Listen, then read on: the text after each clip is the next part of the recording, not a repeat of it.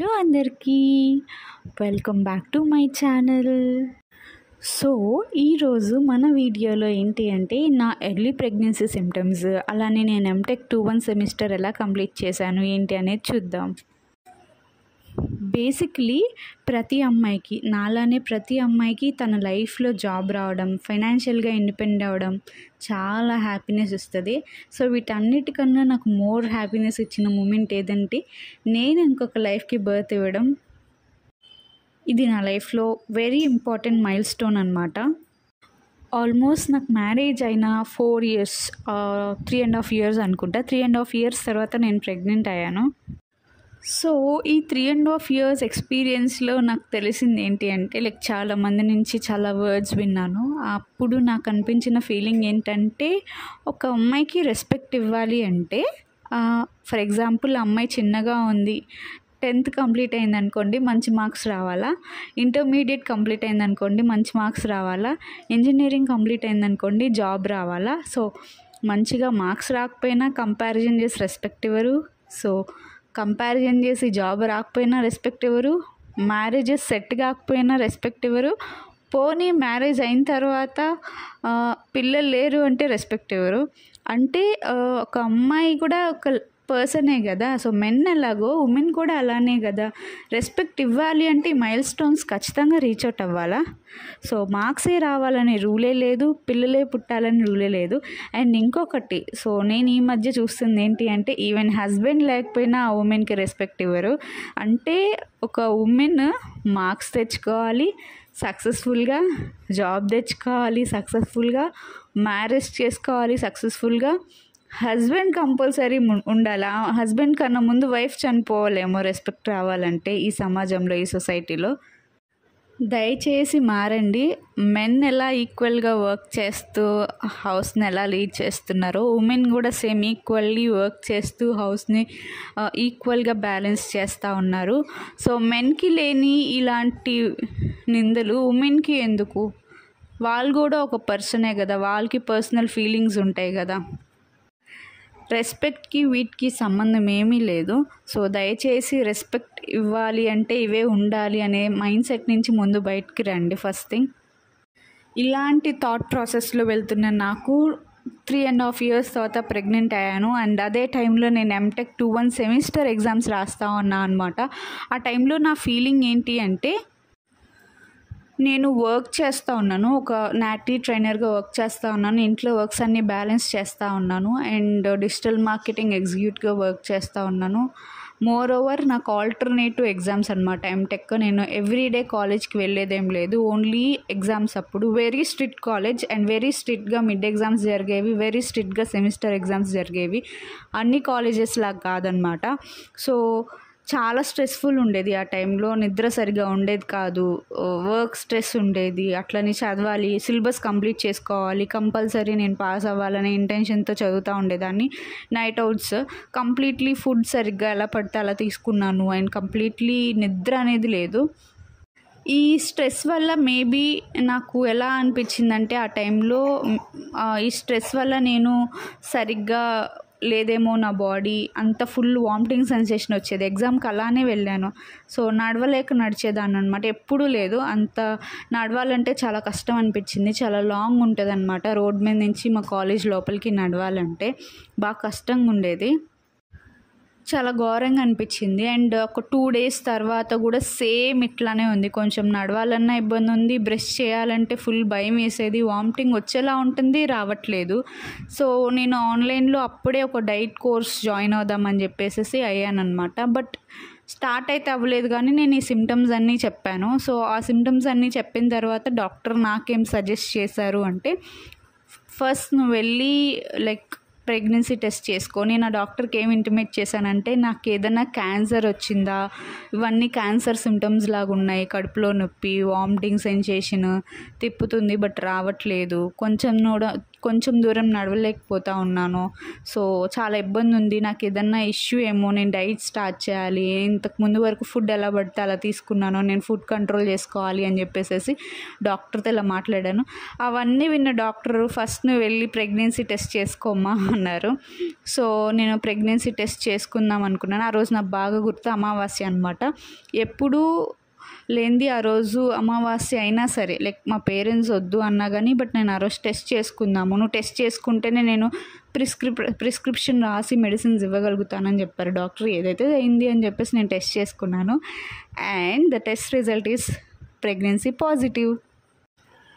నేనైతే చాలా చాలా చాలా హ్యాపీ ఫీల్ అయ్యాను. ఆల్మోస్ట్ 7 PM అయింది. కానీ ఒక మిత్ అయితే ఉంది, అందరికీ తెలిసిన మిత్తే. ఈ ప్రెగ్నెన్సీ కిట్ ఏదైతే ఉందో అది ఎప్పుడైనా సరే మార్నింగే వర్క్ అవుతుంది, ఇంకా ఏ టైంలో మనం చూసినా అంత అక్యురేట్గా రాదు, రిమైనింగ్ టైంలో అంతా ఫాల్స్ చూస్తుంది అనే మైత్ ఉంది. నా ఫ్రెండ్స్, నా రిలేటివ్స్, ఈవెన్ మా నైబర్స్ అందరూ చెప్పారు. సో అప్పుడు మళ్ళీ నాకు డౌట్ వేసింది, కిట్ సరిగ్గా వర్క్ అవ్వలేదేమో అని చెప్పి. బట్ వెంటనే నాకు నియర్ ఉన్న హాస్పిటల్కి విజిట్ అయ్యాను. సో హాస్పిటల్ విజిట్ అయిన తర్వాత అల్ట్రాసౌండ్ స్కాన్ చేసి అండ్ షీ కన్ఫర్మ్డ్ మీరు ప్రెగ్నెంట్ అని. బట్ ఆవిడతో నేను డిస్కస్ చేశాను, నిజంగానే ఈ కిట్స్ అనేవి వర్క్ అవుతాయా వర్క్ అవ్వవా అంటే.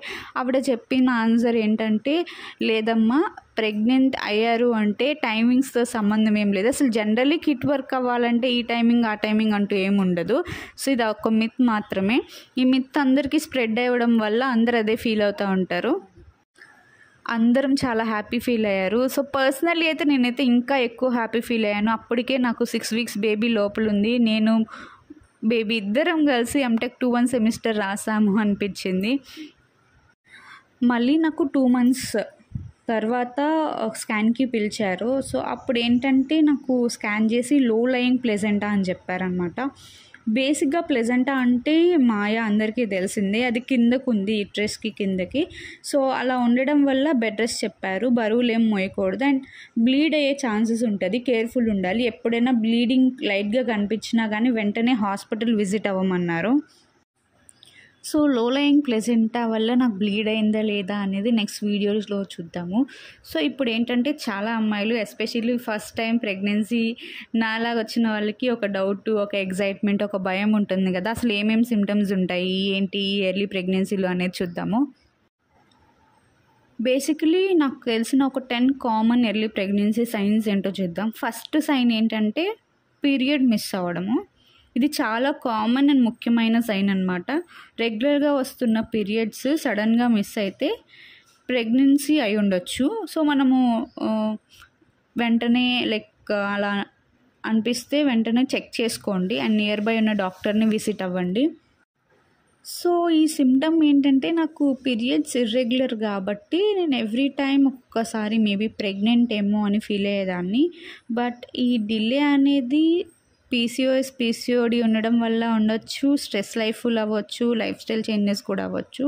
సో ఇంకొన్ని సిమ్టమ్స్ ఏంటో చూద్దాము. సెకండ్ థింగ్ ఏంటంటే బ్రెస్ట్ పెయిన్ ఆర్ టెండర్నెస్ అనమాట. లైక్ మనకి చెస్ట్ అనేది చాలా సున్నితంగా వెరీ సెన్సిటివ్ అవుతుంది అనమాట హార్మోనల్ ఇంబ్యాలెన్స్ వల్ల. సో మనది ఏదైనా లైక్ సాఫ్ట్గా టచ్ అయినా కూడా వెరీ పెయిన్, చాలా పెయిన్ వస్తుంది అండ్ వెరీ ఇంపార్టెంట్ సిమ్టమ్ అనమాట. అండ్ థర్డ్ థింగ్ నాకు బాగా ఎక్స్పీరియన్స్ అయింది ఏంటి అంటే vomiting and nausea, morning sickness. ఇది నాకు అసలు చాలా ఎక్కువ ఉంది. ప్రెగ్నెన్సీ స్టార్ట్ అయిన దగ్గర నుంచి ఈవెన్ డెలివరీ రోజు కూడా ఉందన్నమాట. నాకు ఎర్లీ మార్నింగ్ బ్రష్ చేసేటప్పుడు ఈ వామిటింగ్ వచ్చేలా ఉండడం, రాకపోవడం ఎర్లీ ప్రెగ్నెన్సీలో. బట్ ఎప్పుడైతే 6 weeks తర్వాత మాత్రము కంటిన్యూస్గా ఎవ్రీడే కంపల్సరీ బ్రష్ చేయాలి, మార్నింగ్ లేవాలంటే ఫుల్ భయం వేసేది, ఫుల్గా వచ్చేదన్నమాట. అండ్ ఊరికే టైడ్నెస్, స్మెల్ ఇష్యూస్ కూడా ఉండేది నాకైతే. అసలు అన్నం ఉడుకుతుందంటే అస్సలు మామూలు నరకం కాదు ఆ స్మెల్కి. అండ్ ఫోర్త్ సిమ్టమ్ ఏంటంటే ఫ్రీక్వెంట్ యూరినేషన్. పద్దాక యూరిన్ వస్తూ ఉంటుంది, ఊరికే బ్లాడర్ ఫుల్ అవుతూ ఉంటుంది. బికాస్ ప్రెగ్నెన్సీలో బ్లడ్ ఫ్లో పెరుగుతుంది కాబట్టి సో కిడ్నీస్ ఎక్కువ యూరిన్ ప్రొడ్యూస్ చేస్తాయి అన్నమాట. అండ్ ఇంకొకటి ఏంటంటే టైడ్నెస్. నార్మల్గా కన్నా ఎక్కువ టైర్డ్ అవుతాము, చిన్న పని చేసినా సరే ఎనర్జీ పోతుంది అనిపిస్తుంది. ఇది ఎందుకంటే ప్రెగ్నెన్సీలో బాడీలో చాలా ఎనర్జీ యూజ్ అవుతుంది కాబట్టి సో మనకు టైర్డ్నెస్, నీరసం వస్తుంది అనమాట. అండ్ నెక్స్ట్ సిమ్టమ్ ఏంటంటే నాకు బాగా వచ్చిన సిమ్టము మూడ్ స్వింగ్స్. ఒకసారి హ్యాపీ, ఒకసారి సాడ్ అవ్వడము, నవ్వడము, ఎమోషనల్గా అనిపించడము. ఇదంతా కూడా హార్మోనల్ చేంజెస్ అవ్వడం వల్ల మనలో సో ఈ మూడ్ స్వింగ్స్ అనేవి ఉంటాయి అన్నమాట. And next spotting or implantation blood. So ఇది వెరీ వెరీ వెరీ కేర్ఫుల్. మనకి బ్లీడ్ ఎక్కడ కొంచెం అనిపించినా వెంటనే డాక్టర్ని విజిట్ అవ్వాలి. నెక్స్ట్ సిమ్టమ్ ఏంటంటే bloating and mild cramps. So gas or bloating లాగా ఫీల్ అవుతున్నాము, లైక్ చిన్న క్రామ్స్ వచ్చేసిన ఫీలింగ్ వస్తున్నా కానీ అది ఏంటంటే యుట్రస్ చేంజెస్ వల్ల, లైక్ యుట్రస్ చేంజెస్ జరుగుతూ ఉంటాయి కదా ఈ ప్రెగ్నెన్సీ టైంలో, దానివల్ల మనకి కొంతమందికి బ్లోటింగ్ అండ్ మైల్డ్ క్రైమ్స్ రావచ్చు. బట్ నాకు ఇది అయితే ఎక్కువ లేదు. Next smell and taste changes. నేను ఇందాక చెప్పినట్టు నాకు అన్నం ఉడికే వాసన అయితే అస్సలు పడేది కాదు. అండ్ టేస్ట్ కూడా చాలా వరకు. అండ్ నేను పొద్దున్నే టిఫిన్స్లో చట్నీ బాగా తినేదాన్ని, కంప్లీట్లీ అవాయిడ్ చేశాను. అండ్ కంప్లీట్లీ ఫ్రూట్స్ ఎక్కువ తీసుకున్నాను మార్నింగ్ ఆ టైంలో. ఈవెన్ నాకు అసలు మసాలా ఫుడ్ అనేది పడేది కాదు, ముక్కలేందే అసలు తినేదాన్ని కాదనమాట ఇంతకుముందు. అలాంటిది కంప్లీట్లీ నాన్ వెజ్ అవాయిడ్ చేశాను, అస్సలు పడలేదు నాకు ఈ ప్రెగ్నెన్సీ టైంలో.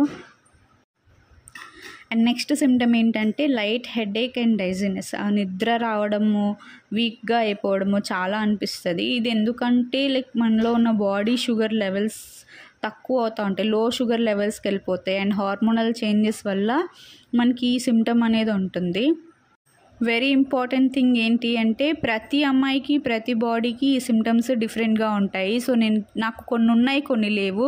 సో కొంతమందికి వామిటింగ్స్ లేకపోవచ్చు, కొంతమందికి చెస్ట్ పెయిన్ ఆర్ స్పాటింగ్ లేకపోవచ్చు.